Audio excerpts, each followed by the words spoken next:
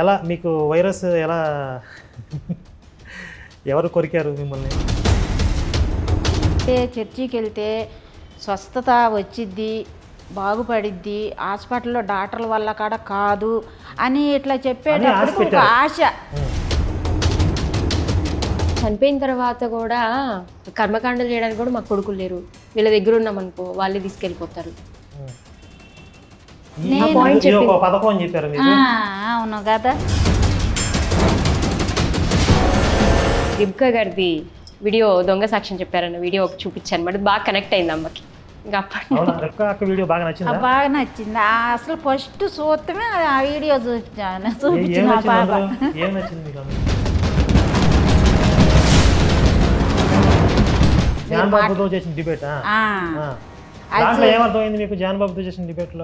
మీరు బైబిల్ గురించి అడుగుతున్నారు కదా, ఆయన చెప్పలేకపోతాము అక్కడక్కడ అంశాలు.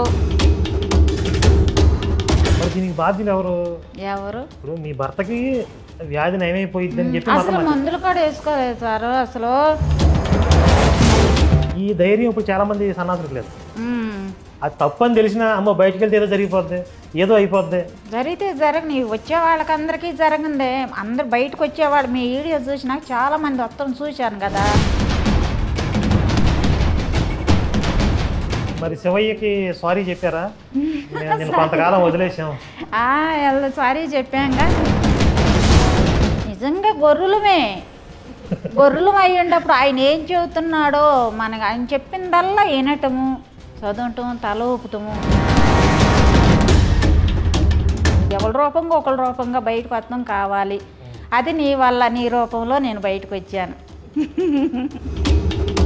అయ్యేం మాట్లాడేగా చూసి రాళ్ళను పూజిత్తమేంది. పాస్టర్ ఇలా చెప్తున్నప్పుడు వాడు వెనకాల ఒక శవం వేలాడుతూ ఉంటుంది.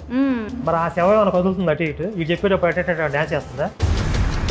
ఇది ఏమన్నా కానీ అక్క, చర్చికి ఎవరు వస్తున్నా ఎవరు రాపోతున్నా పాస్టర్ గారిని బట్టి బయటికి రావద్దని చెప్పు. బయటకు వచ్చాడంటే కొడుతున్నారు అని చెప్పే.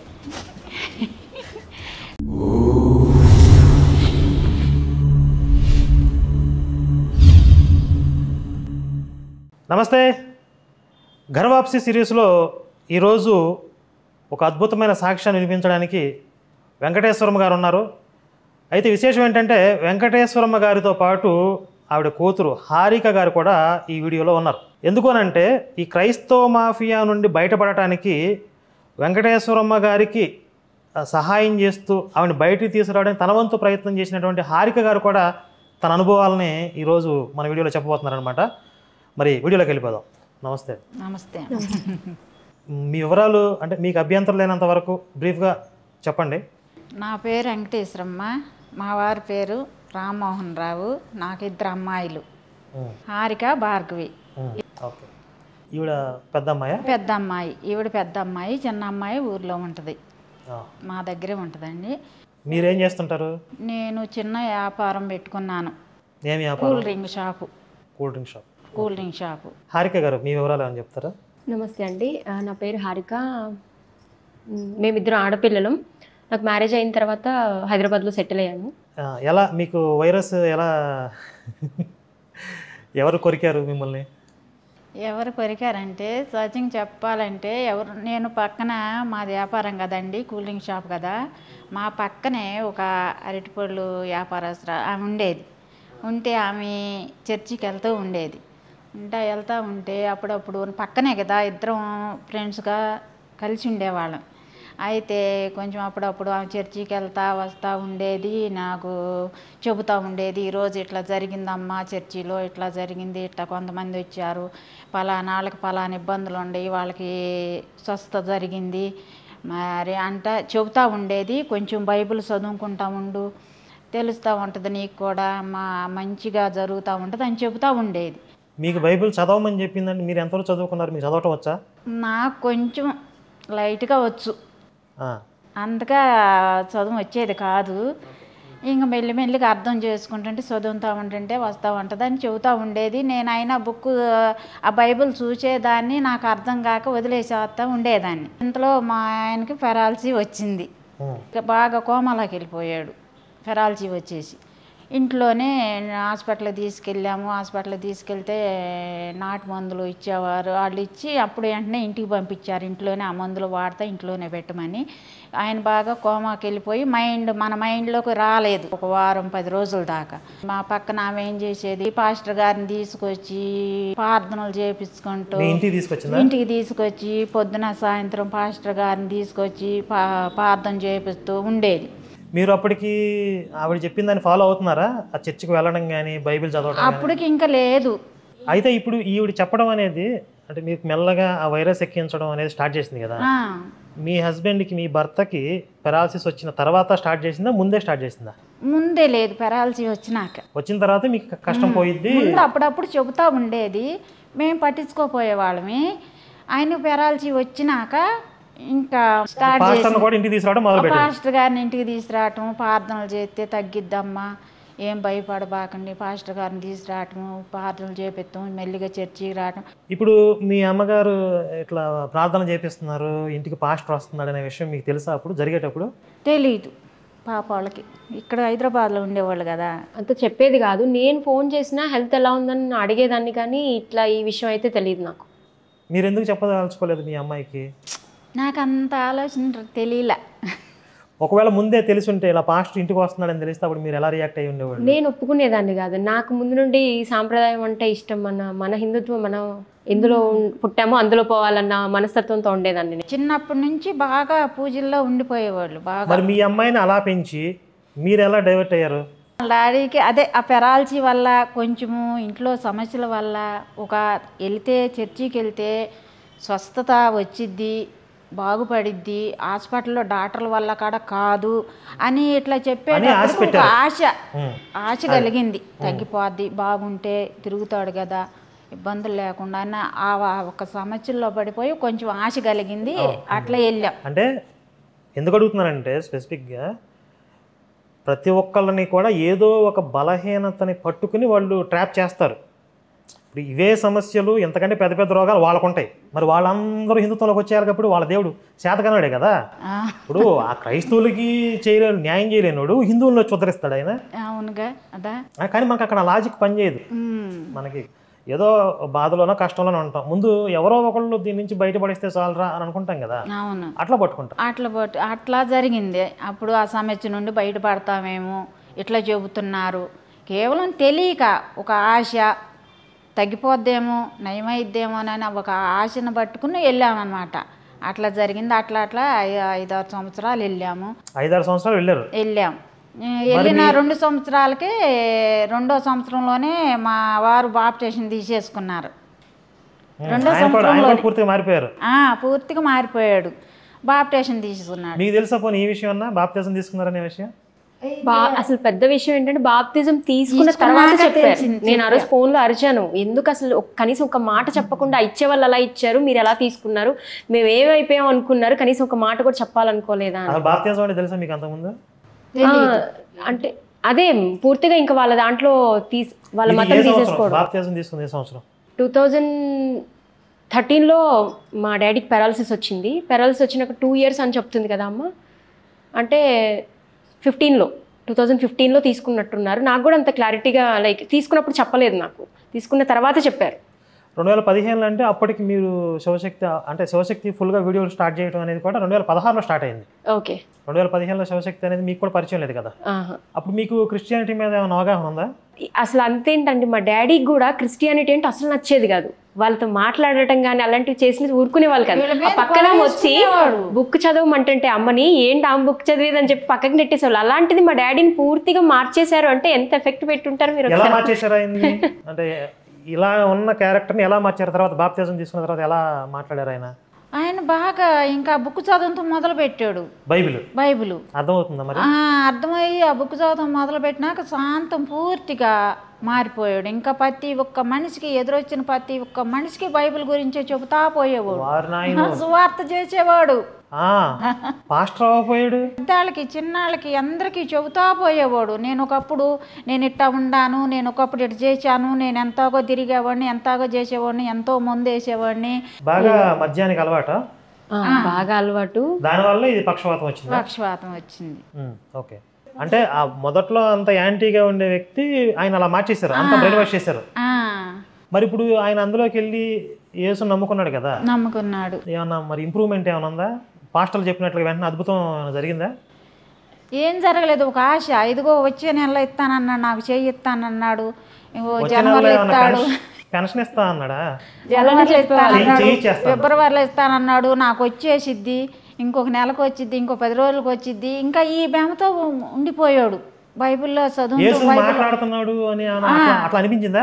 అనిపించే చెప్పేవాడు, ఎదుటి వాళ్ళకి చెప్పేవాడు, నాతో చెప్పేవాడు, చెప్పాడు నాకు స్వయంగా, నాకు దేవుడు యేసు వచ్చి చెప్పాడు, నీకు ఇంకా 10 రోజుల్లో ఇస్తానని చెప్పాడు, 10 రోజుల్లో అని అట్లా చెప్పుకుంటూ ఉండేవాడు ప్రతి మనిషికి. అట్లా తర్వాత చెయ్యి కాలు ఇచ్చిన తర్వాత సువార్త కోసం నేను వెళ్ళిపోతాను, సువార్త చెప్తాను, చెయ్యి కాలు వచ్చిన తర్వాత అలా చెప్పేవాడు. అంటే పాస్టర్లు అలా తయారు చేశారు చూడండి, మీకే తెలియకుండా ఒక ట్రాన్స్ లోకి తీసుకెళ్ళిపోయారు. ఇక అక్కడి నుంచి ఆయనకి బాగా దానిలో ఇముడు పోయి బాగా ఎక్కువయ్యేటప్పటికి ఇక నన్ను మొదలేసాడు. నువ్వు చర్చికి వస్తున్నావు, నీలో మార్పు ఏం రాలేదు, నువ్వు అన్ని రాలుగానే ఉండిపోయావు, నీకు ఇంకా పాపాలు మొదలవుతాయి, నువ్వు పాపాల్లోనే కూరుకుపోతావు, ఎవరితోనన్నా ఇంటికి వచ్చిన మనుషులతో ఎవరితోనన్నా ఏదన్నా మాట్లాడుతున్నా కూడా గొడవ వేసుకునేవాడు. వాళ్ళతో ఎందుకు మాట్లాడుతున్నావు అంటే, ఈ లోకంలో పడిపోతున్నావు నువ్వు, ఈ లోకంలో వాళ్ళ మాటలు వింటున్నావు, దరిద్రపు కొట్టు భాష అంతా వచ్చేసింది. ఈ లోకంలో ఉండిపోతే లోకం వాళ్ళతో నీకు పరిస్థితి ఏంది, నువ్వు ఏళ్లతోనే ఉండిపో, నువ్వు పాపం ఇంకా పాపం చేస్తున్నావు తెలియకుండా రారు అని అన్నారా? నేను మాత్రం పరలోకంలో విండో సీట్ కూర్చుంటాను, టాటా బాయ్ బాయ్ అంటాను, నువ్వు నరకంలోకి వెళ్ళిపోతావు అని చెప్తున్నారా? నీకు పరలోకం వెళ్ళే ఛాన్స్ లేదు, నీకు ఇక్కడ ఈ పాపంలో కూరుకుపోతావు, నువ్వందరూ సోమాసం చేస్తున్నావు, నువ్వందరూ పలకరిస్తున్నావు, అందరూ మాటలు వింటున్నావు అని నాకు బాగా టార్చర్ పెట్టేవాడు. టార్చర్ పెడితే అసలు బాప్టిస్టానికి కారణమే అది. ఆయన టార్చర్ తట్టుకోలేక పదనాయన ఇంక నువ్వు ఎట్లయితే నేను అట్లా, ఇంకా ఏముంది నాకు, అంత నీతోనే కదా, ఇంకా నా పరిస్థితిని ఒక దారికి తీసుకొచ్చావు, ఇంకా ఏముందలే పద ఎట్టయితే ఏమి, ఈ టార్చర్ కంటే అది ఆ టార్చరే బాగుండట్టుంది అన్నట్టుగా నాలో ఆ సమయం ఆ బాధలో అట్లా అనిపించింది. తీసుకున్నాం ఇంకా పదయ్యా, నువ్వు ఎక్కడ మునిగితే నేను అక్కడే మునుగుతానని బట్టలు పెట్టుకుని వెళ్ళిపోయి ఆయనతో పాటు. ఏ చర్చిలో తీసుకున్నారు మీరు? బేతనియా. మరి అందులోకి వెళ్ళిన తర్వాత ఈ కానుకలని దశం భాగాలని ఎట్లా ఏమన్నా మీ దగ్గర వసూలు చేశారా? దశం భాగాల కానుకలు అడిగేవాళ్ళు కానీ నేనైతే ఎప్పుడు దశం భాగాలు ఏమి ఇవ్వలేదు. మీరు బిజినెస్ చేస్తున్నారు కదా, షాప్ ఉంది, వచ్చే ఇన్కమ్ లో నుంచి చేస్తున్నాం కానీ కానుకలు కానీ వేసేవాళ్ళం. దశం భాగాలు అయితే మటుకి మేము ఎప్పుడు ఇవ్వలేదు. దశం భాగాలు ఇవ్వమని అడిగారా? కాకపోతే ప్రేమ ఇందు పెట్టుకుంటున్నాము పలానా జనవరి 1కి మరి క్రిస్మస్కి ఇట్లా ప్రేమ ఇందు పెట్టుకోవాలి, ఖర్చులు ఉంటాయి అనేవాళ్ళు. ఎవరికి తోచినంత వాళ్ళు ఎంతో కొంత ఇవ్వాలని అంటే అప్పుడు మరి ఇక ఎంతో కొంత ఒక 1000 రూపాయలు సంవత్సరానికి ఒక తడవే గదలేమని ఒక 1000 రూపాయలు 1500 ఎంత ఉంటే అంత మనం ఎంత ఇవ్వాలనుకుంటే అంత ఇచ్చేవాళ్ళమి. మిమ్మల్ని మతం మార్చిన ఇంకొక ఆవిడ మీ ఫ్రెండ్ ఉంది కదా, మీరిద్దరు కలిసే వెళ్ళేవాళ్ళ చర్చికి? కలిసే వెళ్ళేవాళ్ళం. మరి ఆవిడని అడగలేదా, ఇప్పుడు మతంలోకి వస్తే అది జరిగిపోద్దన్నా ఇంకా జరగట్లేదు ఏంటి అని అడగలేదా? ఆమె చెప్పేది ఏజెంట్ కదా, ఎల్ఐసి ఏజెంట్ ఆవిడ. ఏజెంట్ మీకు ఆ పథకంలోకి వస్తే మీకు చాలా బెనిఫిట్ అయ్యింది అని చెప్పింది. అక్కడికి వెళ్తే ఏమి లేదు. మరి ఆ ఏజెంట్ ని పట్టుకుని ఏమి లేదని ఆమెకి తెలుసు, ఏమి లేదు, ఇది జరగలేదంటే అంత దేవుడు కావాలని చేశాడు, బాగుండప్పుడు చాలా పాపాలు చేశాడు కదా, దేవుడు కావాలని చేశాడు, ఇంకా ఎందుకు తెస్తాడు అని చెప్పేసింది ఆయన అని ఎవరన్నారు? వాళ్ళు అనేవాళ్ళు రాదని చెప్పేశారు. వాళ్ళు కావాలనే చేశాడు, ఆయన చేసిన పాపాలకు అట్లా చేశాడు అంతే, మళ్ళీ తిరిగి ఎందుకు ఇస్తాడు? అప్పుడు అది హిందుత్వంలో కర్మ సిద్ధాంతం కదా, ముందు అట్లా చెప్పలేదు కదా. మరి చెప్పలేదు కదా, ముందు ఆ మాట చెప్తే మీరు వెళ్ళాలి వద్ద అప్పుడు డిసైడ్. ముందు ఒక మాట చెప్పి రాదని చెప్తే వెళ్ళం కదా, వచ్చిద్దని చెప్పారు. అంటే ఇక్కడ టక్కర మాటలు అర్థమైపోతున్నాయి కదా స్పష్టంగా, దొంగలు కదా. వచ్చిద్దని, ఏదైనా వచ్చిద్ది, మీకు నయం జరిగిద్ది, మీ కుటుంబాలు అద్భుతంగా ఉంటాయి, చేసిన పాపాలను పూర్తిగా తొలగిపోతాయి అని చెబుతుంటే, ఏమో మన జీవితంలో ఎప్పుడే పాపాలు చేసామో, మనం తెలియకుండా ఏం చేసామో, మన మాటల వల్ల వచ్చినాయో, మన దేనివల్ల వచ్చినాయో మనకు తెలియకుండా ఎన్ని చేసామని ఒక భయం అనేది, ఒక ఆశ అనేది మనకు కలిగిద్ది కదా, దాన్ని బట్టి మనం పాలయ్యాం. ఓకే, సరే. ఇప్పుడు మీకు బాప్తిజం తీసుకున్న తర్వాత మీకు తెలిసింది, తర్వాత మెల్లగా చర్చికి వెళ్ళడం, అంటే అంత ముందు నుంచి వెళ్తున్నారు, ఇలా జరుగుతుందనే విషయం మీకు తెలిసింది. ఆ తర్వాత మీరు తీసుకున్న యాక్షన్ ఏంటి? ఇక మా అమ్మ అనేది ఏంటంటే, ఇక మీ ఇద్దరికి పెళ్ళిళ్ళు చేసి మీ బాధ్యత తీర్చేసుకున్నాము, ఇక మేమిద్దరమే కదా, మాకు కొడుకులు కూడా లేరు. తర్వాత చనిపోయిన తర్వాత కూడా కర్మకాండలు చేయడానికి కూడా మాకు కొడుకులు లేరు, వీళ్ళ దగ్గర ఉన్నాం అనుకో వాళ్ళే తీసుకెళ్ళిపోతారు. పథకం అని చెప్పారు మీరు. అవును కదా, అది అట్లా చెబితే మీ కొడుకులు లేరు, మాదే ఉందిలే, మీకు మంచిగా సంతోషంగా కూడా వాళ్ళే చేస్తారు, ఆడపిల్లలు చేయకూడదు కదా, మీకు ఎటువంటి ఖర్చు ఉండదు. కొడుకులు లేనప్పుడు ఆడపిల్లలు ఎందుకు చేయకూడదు, లేకపోతే అల్లుళ్ళు చేస్తారు, ఇట్లా చెప్పుకొచ్చేవాళ్ళు. ఇక అయిపోయింది కదమ్మా, మమ్మల్ని అలా వదిలేయండి, మాదే ఉందిలే అనేది అందులో ఉంటాంలే అన్నట్టు, ఇంకేముందిలే మాది కూడా.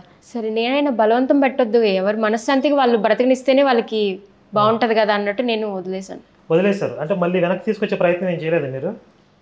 లేదు, డాడీ ఉన్నారు కదా, డాడీ ఉన్నంతకాలం ఆయన నచ్చినట్టు అలా ఉండనీళ్ళని వదిలేశాను. కాదు, మీరు అప్పుడు నాతో మాట్లాడిన కాల్లో శివశక్తి వీడియోలు చూపించి ఆవిడని మార్చే ప్రయత్నం చేశానని చెప్పారు కదా, అది ఎప్పటి నుంచి జరిగింది?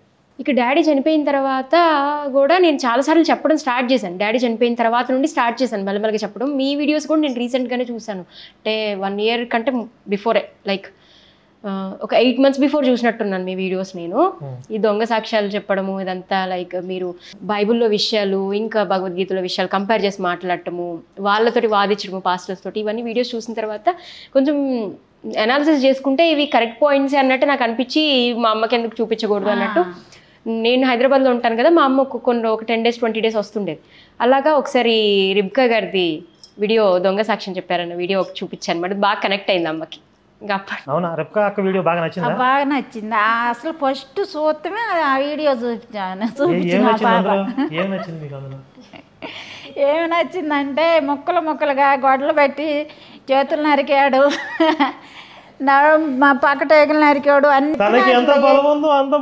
ఈపి మీద నరికినాయి, చేతులు ముక్కలు అవి కింద పడిపోయినా అవన్నీ ఆవిడ చెప్తుంటే మీకు ఎలా అనిపించింది? మరి అవన్నీ జరిగినాయి, అవన్నీ అబద్ధాలే కదా. అబద్ధం అని తెలిసిపోయింది కదా, తెలవబట్టే కదా. అమ్మో ఎన్ని ముక్కలు నరికినా కూడా వీళ్ళ చర్చిలో అంతగానో అబద్ధాలు అయితే చెప్పలేదు, చెప్పుంటే ఎప్పుడో కొంచెం కనిపెట్టేది. ఈ దొంగ సాక్ష్యాలు అక్కడ చెప్పలేదా? దొంగ సాక్ష్యాలు అయితే చెబుతున్నారు, దొంగగా చెబుతున్నారో నిజంగా చెబుతున్నారో మనం తెలుసుకోం కదా. ఇది మరీ ఎబ్బెట్టుగా ఉంది కాబట్టి అర్థమైంది క్లియర్ గా. అక్కడ కూడా సాక్ష్యాలు చెప్తున్నారు, మీరు పసిగట్టలేదు. అంతే, మీకు హెల్ప్ చేసి నిజంగానే జరిగింది కావాలి చెబుతున్నారు అని అనుకునేవాళ్ళు. మనం వాళ్ళు ఏడుతుంటే మనం ఏడుస్తాము, వాళ్ళకి బాధ. ఈ కూడా ఉన్నాయా ఈ సీన్ లో? ఇప్పుడు చెప్పుకుని బాధ వినిపిస్తాయి, అంటే వాళ్ళు చెప్పే సాక్ష్యాలు మీరు కళ్ళు చూసుకున్నారు. అవును, బాగా కనెక్ట్ అయ్యాం. కొంత ఎవరి జీవితంలో అయినా బాధలైనా ఉండవు కదా, వాటిని బట్టి మనకి కొంచెం జాలి. మరి రిబ్కా వీడియో చూస్తే మీకు కన్నీరు ఎందుకు రాలేదు? మీకు నిజం కాదు కాబట్టి అన్ని ముక్కలుగా నరికినా కూడా మనిషి బతుకుతారు. చిన్న దెబ్బ తగిలితేనే అక్కడ పడి ఉంటాం, కూలిపోతాం. చిన్న దెబ్బకే కొంచెం కాలు నొప్పి చేస్తేనే అడుగు తీసి అడుగేయలేము. అంత ముక్కలుగా నరికినా, అంత రక్తం పోయినా మనిషి ధైర్యంగా లేచి హాస్పిటల్కి పరిగెత్తుకెళ్ళి ఆటోలో వేసుకుపోయారు. ఆయన అన్నిగా మాట్లాడిందంటే అది నిజమేనా? అది నిజంగా మాట్లాడుతుందా? ఇన్ని దెబ్బలకు తట్టుకోగలిగిందా? దేవుడు ఆమె అంత యేసు అంత అద్భుతం చేసాడా అనేది మనకి తెలిసిపోయింది అన్నమాట, అబద్ధం అని. ఆ ఒక్క వీడియోతో మీకు క్లారిటీ వచ్చేసింది? ఆ ఒక్క వీడియోనే, ఇంకా దాన్ని బట్టి ఇక అన్ని వీడియో చూసుకుంటూ వచ్చాను అనమాట. ఈ పాస్టర్ల ఈ సాక్ష్యాలు కానీ అబద్ధాలు కానీ యేసుని గురించి వీడియోలన్నీ వరుసనే చూసుకుంటూ వస్తాను. నాకు ఇంట్లో పని అయిపోతాము, వీడియో పెట్టుకుంటూ చూసుకుంటూ ఉంటాను అనమాట. మీకు మీ అందరికి మీరే వీడియోలు పెట్టుకోవడం వచ్చా? వచ్చు, సెట్ చేస్తా చూసుకుంటా. శివశక్తి వీడియోలను చూస్తారు వెళ్ళి? శివశక్తి వీడియోలన్నీ చూస్తా. క్లారిటీగా మీ వాక్యాలు మీరు మాట్లాడే మాటలు కానీ వారిని వాదిత్వం కానీ అవి బాగా నాకు నచ్చుతాయి అన్నమాట. అటువంటి వింటా ఉంటా. కౌంటర్ మీరు అడిగే లాజిక్ లాజిక్ మీరు అడిగే మాటలు కానీ వాళ్ళని మీకు ఫుల్గా ఎప్పుడు క్లారిటీ వచ్చింది దాని నుంచి పూర్తిగా బయటకు వచ్చేయడం కానీ? ఫుల్గానా నాకు రేపక్క చూసినాక జానబాబు గారి వీడియో చూశాను. జానబాబుతో చేసిన డిబేటా? దాంట్లో ఏమర్థమైంది మీకు జానబాబుతో చేసిన డిబేట్లో? మీరు బైబిల్ గురించి అడుగుతున్నారు కదా, ఆయన చెప్పలేకపోతాము. అక్కడక్కడ అంశాలు ఆయన కొన్ని మీరు అడిగే డైలాగులకు ఆయన అక్కడక్కడ అంశాలు చెప్పలేకపోతాము. గుర్తుందా? నేను కొన్ని అడుగుతుంటే నువ్వంటే బాగా ప్రిపేర్ అయ్యొచ్చావు కదా, నాకు నేను పెద్ద ప్రిపేర్ అవ్వలేదు అన్నాడు. అవ్వలేదన్నాడు. ఇప్పుడు వచ్చేటప్పుడు కూడా అదే చూస్తా కూర్చున్నాం. చూసుకుని టైం అయినాక పదమ్మ వెళ్దామంటే ఇంకా వచ్చాం. అట్లా మళ్ళీ సతీష్ కుమారి కానీ సాలెంరాజు కానీ వాళ్ళవన్నీ చూస్తూ ఉంటా. మంచి ఎంటర్టైన్మెంట్ అయిపోయింది మీకు శివశక్తి బాగా. ఇంకా అవన్నీ చూసినాక అబద్ధాలేందా. ఇప్పుడు మీకు ఆ మతం నుంచి బయటకు వచ్చేస్తే దేవుడు ఉగ్రత వచ్చింది అది ఇది అని చెప్పి అని భయపెట్టలేదా? ఏం భయపెట్టలే, ఎవరు రాలా నా దగ్గరికి. ఒకవేళ వచ్చి అలా చెప్తే భయపడతారా? నేను భయపడిన ఇంకా దేవుడి కదని క్లారిటీ వచ్చేసింది. చూశానుగా మీ వీడియో, ఏం చేయలేడేక. ఆవిడ జస్ట్ మీరు వీడియోలు పరిచయం చేశారా, ఆవిడ చూసుకుంటూ వెళ్తున్నారు. మధ్యలో ఆవిడకైనా డౌట్స్ వస్తే మిమ్మల్ని అడగటం కానీ మీరు మాట్లాడటం కానీ అట్లా ఏమైనా ఉన్నాయా? లేదు, మీ వీడియోస్కి యాడ్ చేస్తే నేను కొన్ని పాయింట్స్ చెప్పేదాన్ని. యేసు ఇదంతా లైక్ అంటే ఒక శవానికి ప్రార్థన చేసేది ఏంటి ఒకసారి నువ్వు ఆలోచించు, నీ మైండ్ సొంతగా ఉన్న మైండ్తో ఆలోచించు ఒకసారి. మన రాముడు కృష్ణుడు అనుకుంటే కొంచెం పుణ్యం అన్న వస్తుంది, ఏసంటే ఏం వస్తుంది, ఏం రాదు కదా. మీరు ఫోన్ కాల్లో రామకోట రాస్తున్నారని కూడా చెప్పారు కదా? అవును అవును. ఎప్పటి నుంచి స్టార్ట్ చేశారు? రాముడు ప్రతిష్ట రోజు నుంచి, అయోధ్య రామ మందిర ప్రతిష్ట దగ్గర నుంచి స్టార్ట్ చేసింది. రోజు రాసుకుంటున్నారా?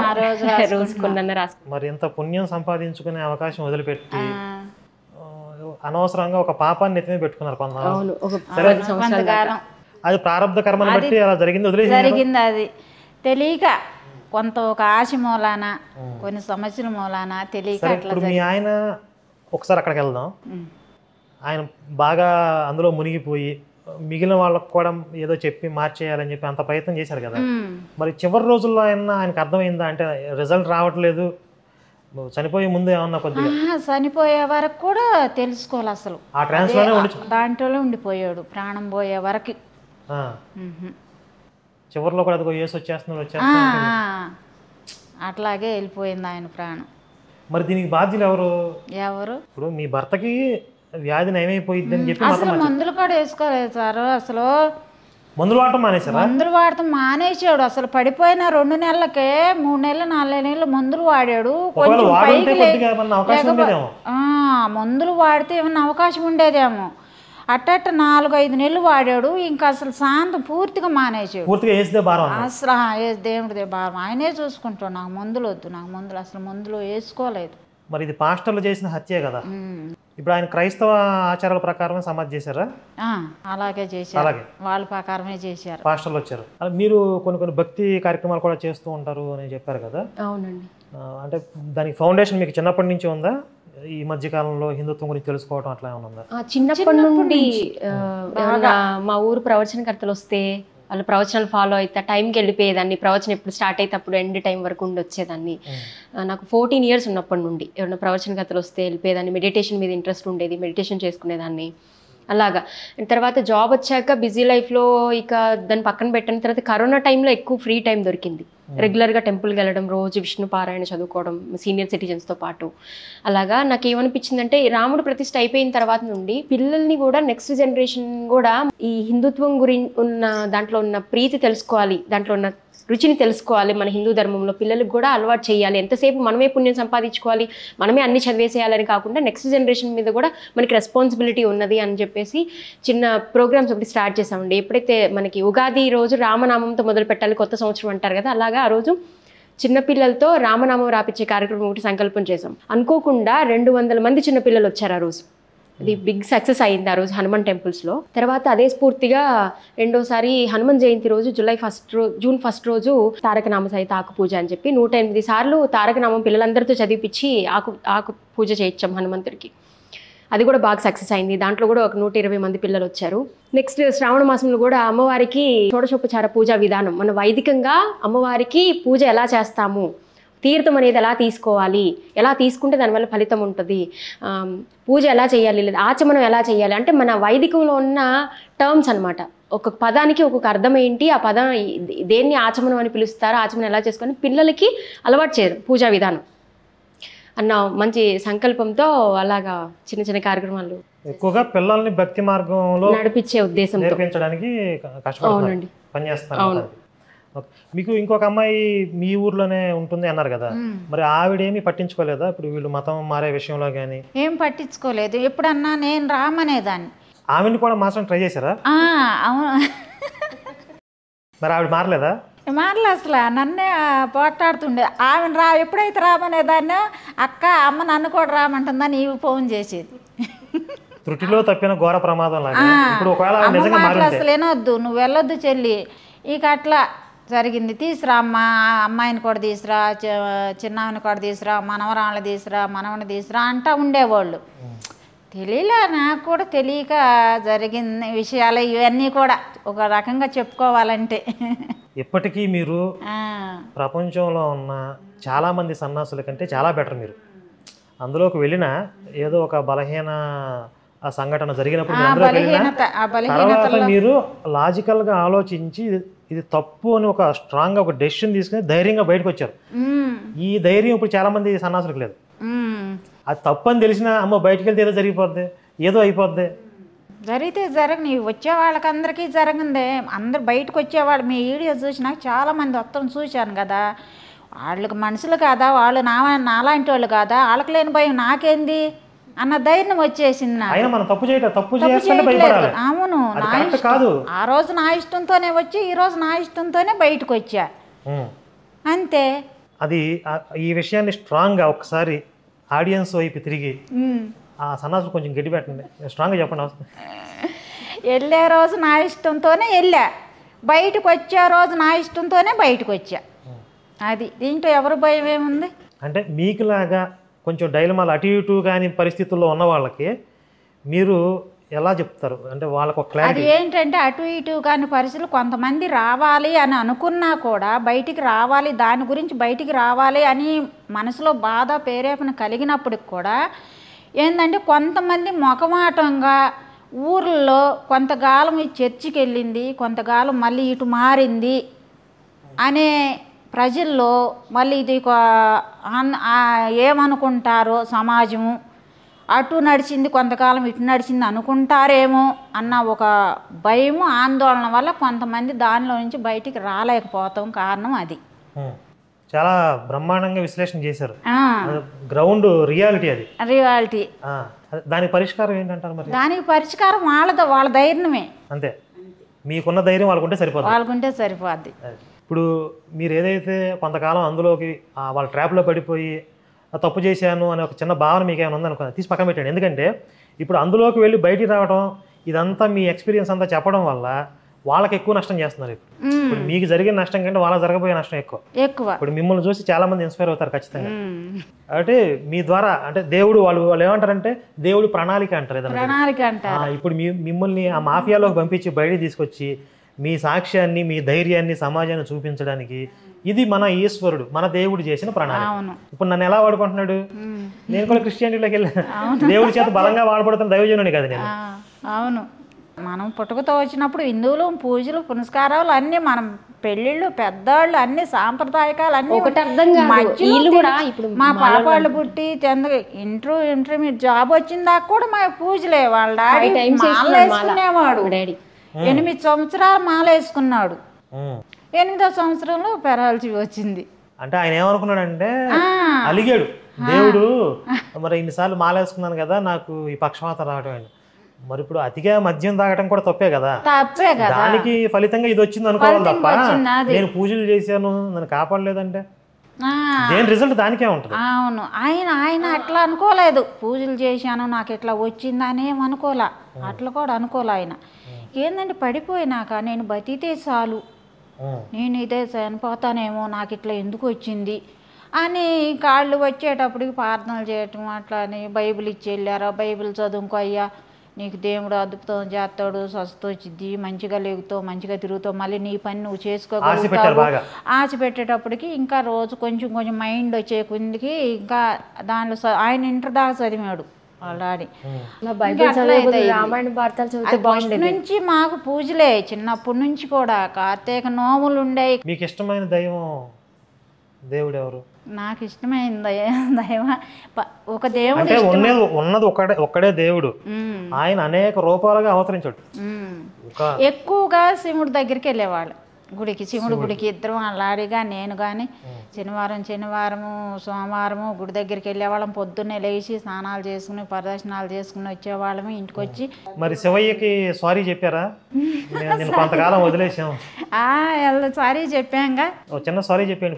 శివరాత్రి రోజు వెళ్ళి సారీ చెప్పారా? సారీ యాక్సెప్టెడ్ అన్నాడా? నైట్ వెళ్ళాను, అభిషేకం చేసుకున్నాను. సరే అమ్మా, చాలా సంతోషం. చాలా సంతోషం అమ్మా, నీ వీడియోస్ విన్నాక. చాలా ఇంకా ఏమో తెలియక ఇంకా ఇబ్బంది పడేదేమో అని చాలా సంతోషం వేసింది. దానిలోనే కూరుకుపోతానేమో, ఏందా ఇంకా దేవుడు అది ఇష్టం లేక నన్ను తప్పించాడేమోలే. ఎవరి రూపంగా ఒకరి రూపంగా బయటకు వస్తాం కావాలి. అది నీ వల్ల, నీ రూపంలో నేను బయటకు వచ్చాను. రెప్కా, అసలు కేవలం రెప్కా వల్ల వచ్చా. రెప్కాకు థ్యాంక్స్ చెప్పండి. మీకు అర్థమవుతుంది కదా, ఇంత మార్కెటింగ్ చేస్తా, ఇంత మాయాజాలం చేస్తున్నారంటేనే అది ఫేక్ అని అర్థమైపోవాలి. అవును. ఇప్పుడు హిందుత్వం గురించి ఇన్ని దొంగ సాక్ష్యాలతో ఇన్ని కళ్ళపల్లి కబుర్లు ఎవరైనా మాయ చేస్తారు? కబుర్లు చాలా చాలా చెబుతారు, ఎక్కువ కబుర్లు చెబుతారు. అవన్నీ మన నిజమా అబద్ధం అనేది మనం అంతగా గ్రహించం కదా. వీళ్ళంతా అసలు ఎట్లా వింటున్నారు, వీళ్ళంతా గొర్రెల్లాగా, వీళ్ళు ఇన్ని అబద్ధాలు చెబుతుంటే గొర్రెల్లాగా తలంచుకుని ఎట్లా వింటున్నారు, ఎట్లా ఇంతవరకు వింటున్నారని. నిజంగా గొర్రెలమే, గొర్రెలు అయ్యేటప్పుడు ఆయన ఏం చెబుతున్నాడో మనకు ఆయన చెప్పిందల్లా వినటము, చదవటం, తల ఊపుతాము, ఏడిపోతే ఏడుతాం, నవ్వొస్తే నవ్వుతాం. సాక్ష్యం చెప్పాను. నీ జీవితంలో ఏం జరిగిందో నువ్వు సాక్ష్యం చెబుతావా? వచ్చి సంఘంలో ఒక సాక్ష్యం చెప్పంటే ఏదో చెబుతా వెళ్తాను. సాక్ష్యం చెప్పించేవాళ్ళే, చెప్పించేవాళ్ళు, కానీ ఇంతవరకు జరగలేదు. చనిపోయాడు కదా అంటే ఆయన మనసులో ఉన్నా అడిగేవాళ్ళు.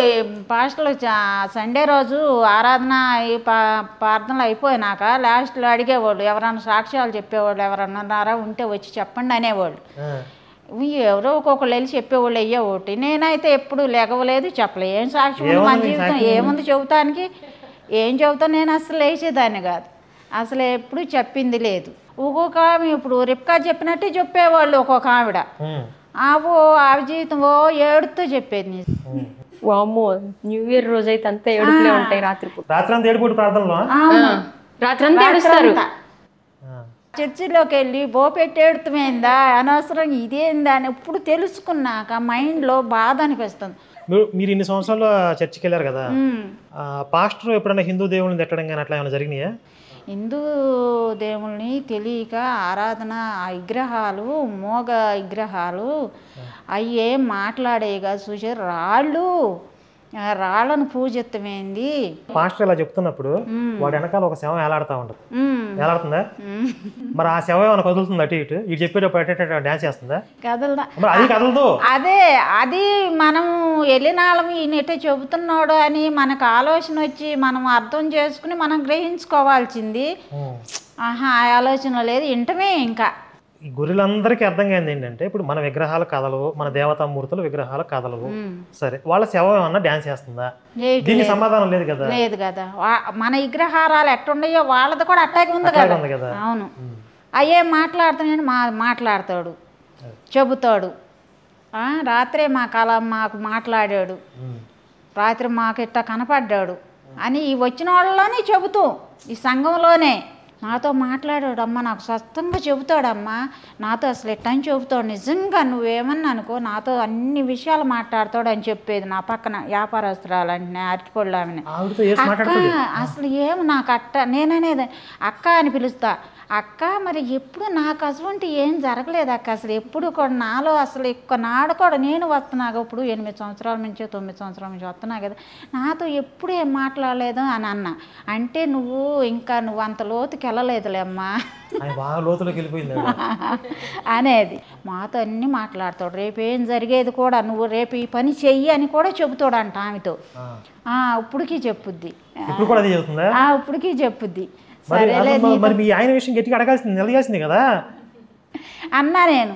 దానికి ఏం సమాధానం చెప్తుంది? మనం మళ్ళీ ఇటు తిరగకూడదమ్మా, అట్లాంటి తప్పు పని చేయబాక, అసలు ఇటు తిరగకూడదు, బాప్టిజం తీసుకున్నాం మళ్ళీ అటువంటి పొరపాటు అసలు రాకూడదు, మనకెందుకు మనం బొట్లు ఆడమా పూలు ఆడమా, మనం ఇంకెక్కడికన్నా వెళ్తామా అని అంటది.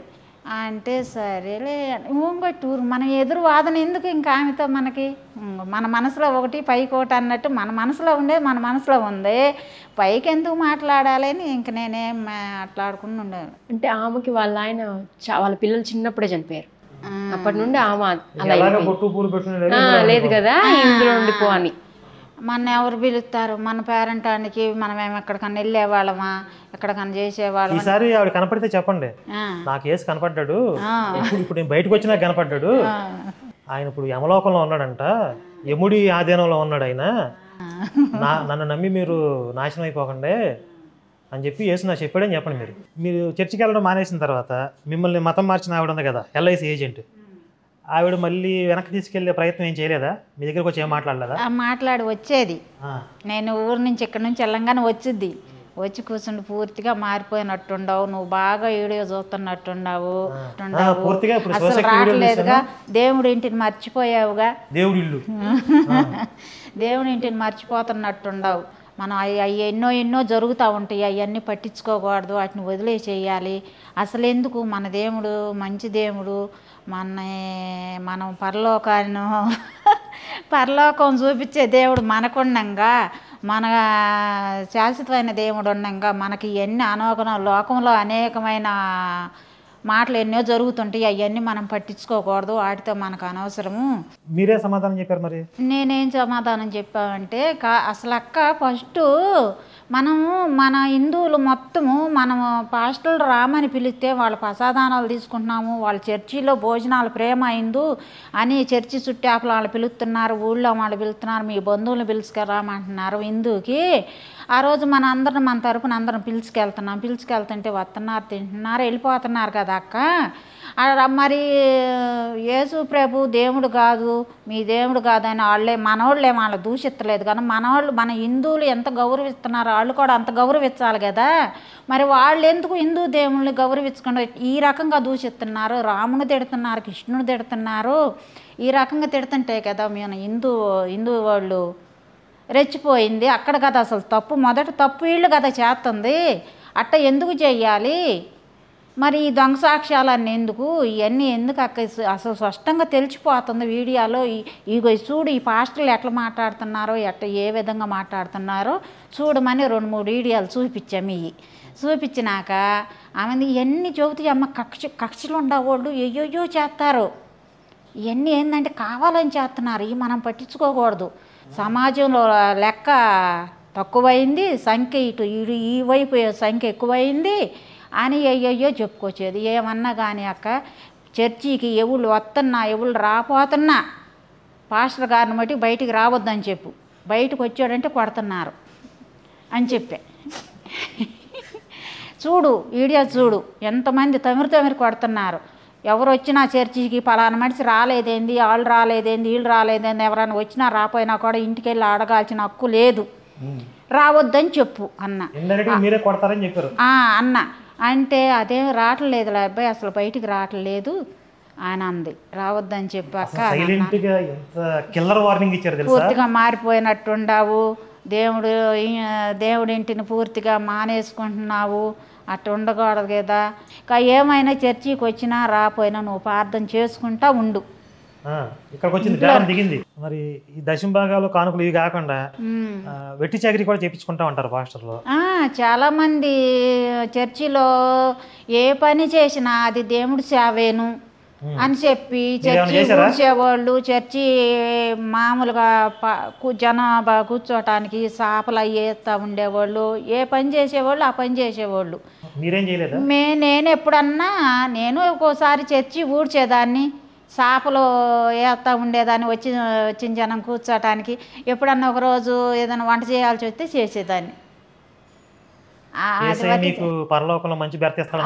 అవును. మళ్ళీ ఈ విశ్వాసుల్ని సువార్త ప్రచారానికి కూడా తీసుకెళ్తా ఉంటారు కదా, మిమ్మల్ని తీసుకెళ్లారు అలాగా? వెళ్ళాము. పలానా రోజు సువార్త ఉంటుంది. సువార్త దండయాత్ర చేశారు అయితే? సువార్త ఉంటుంది ఆ రోజు తప్పనిసరిగా మొత్తం సంఘం అంతా వెళ్ళాలి. ఎక్కడికి వెళ్ళారు? ఊళ్ళో అంపటాయి.